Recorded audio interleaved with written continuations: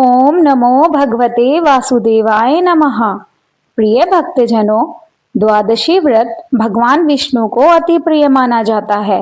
पुराणों के अनुसार इससे अत्यधिक पुण्य की प्राप्ति होती है। यह व्रत सहस्त्र अश्वमेघ यज्ञ या 100 वाजपेयी यज्ञ के समान फल देने वाला माना जाता है। शास्त्रों में वर्णित है कि यह व्रत आत्मशुद्धि और मोक्ष का मार्ग खोलता है। यह जीवन के पापों और बाधाओं को दूर कर सकारात्मक ऊर्जा और आध्यात्मिक उन्नति के द्वार खोलता है। आइए अब जानते हैं धार्मिक और ज्योतिषीय विवरण। 20 अगस्त 2025 दिन बुधवार को भाद्रपद मास की कृष्ण पक्ष की द्वादशी तिथि है। यह तिथि 19 अगस्त की दोपहर 3:32 से प्रारंभ होकर 20 अगस्त की दोपहर 1:58 पर समाप्त होती है। नक्षत्र, योग और राहुकाल। इस दिन का नक्षत्र पुनर्वसु है जो 12:27 तक और योग सिद्धि शाम 6:13 तक है। राहुकाल दोपहर 12:24 से 2:02 तक रहेगा। इस दौरान कोई धार्मिक कार्य न करें।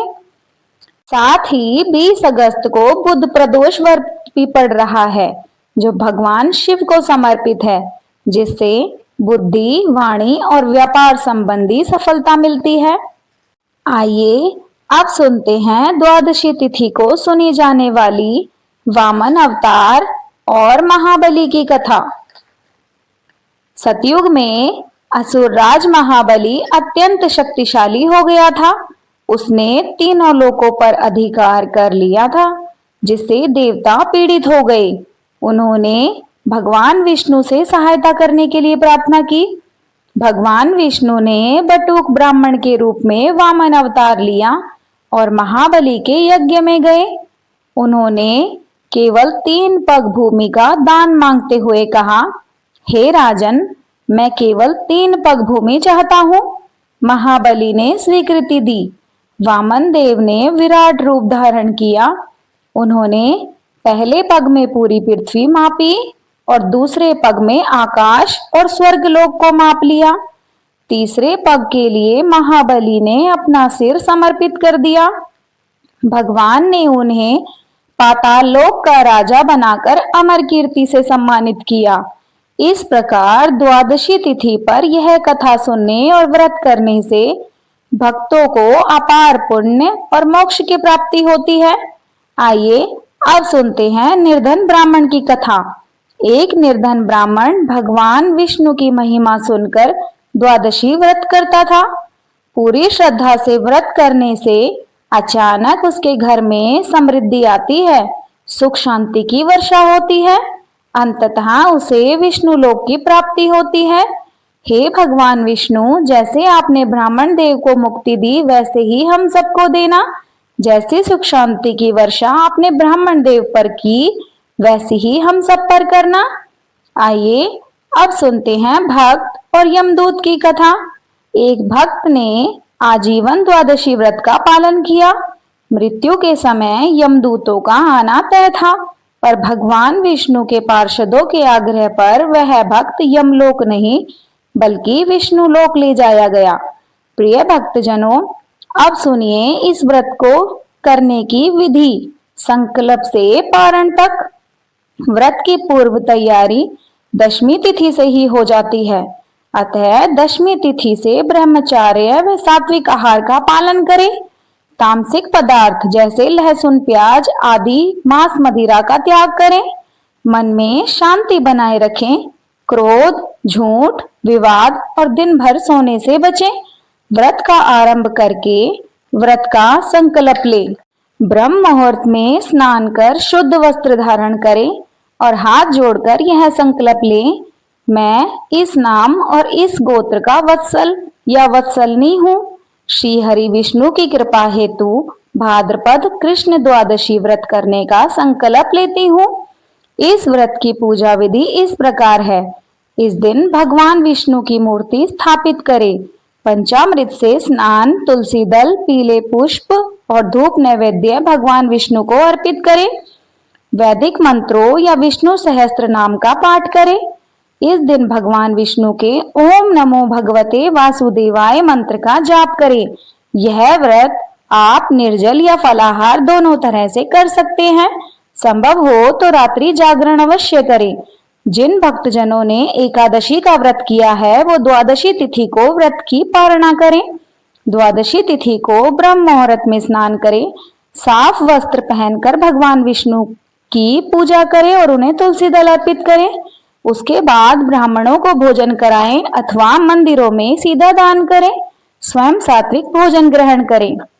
पारण के समय ओम नमो भगवते वासुदेवाय मंत्र का जाप करें।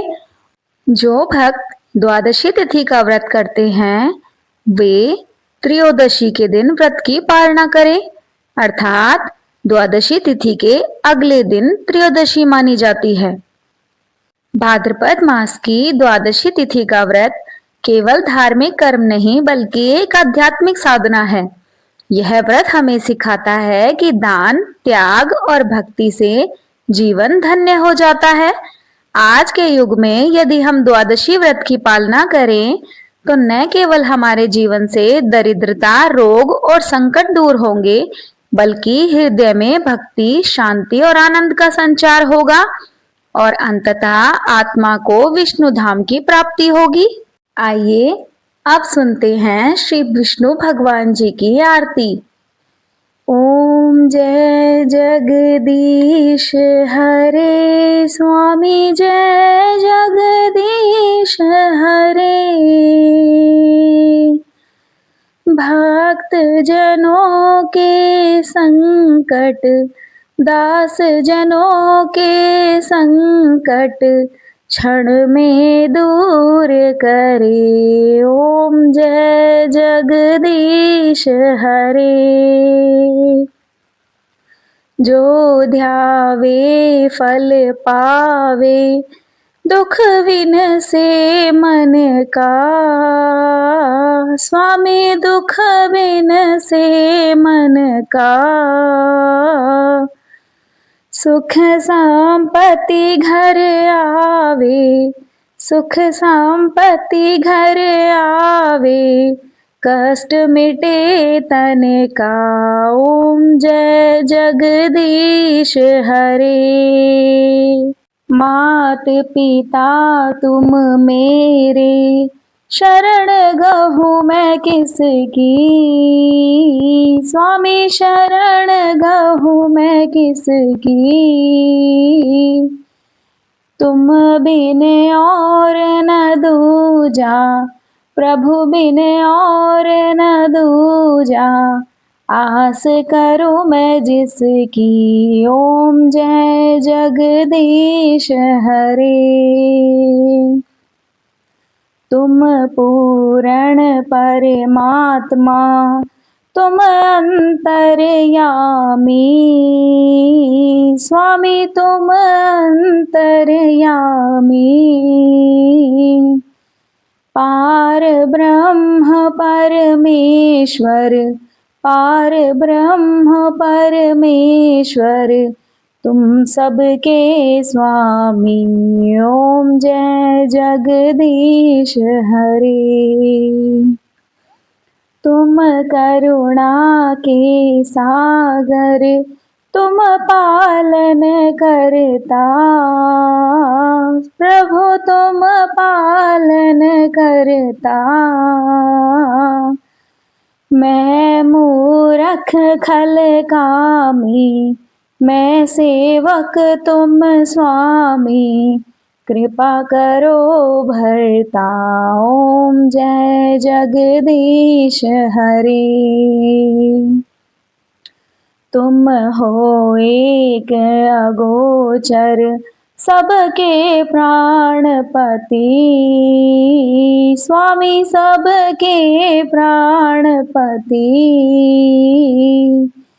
किस विधि मिलूं दया मैं, किस विधि मिलूं दया मैं, तुमको मैं कीमती। ओम जय जगदीश हरे। दीन बंधु दुख हरता ठाकुर तुम मेरे, स्वामी रक्षक तुम मेरे, अपने हाथ उठाओ अपनी शरण लगाओ, द्वार खड़ा मैं तेरे, ओम जय जगदीश हरे।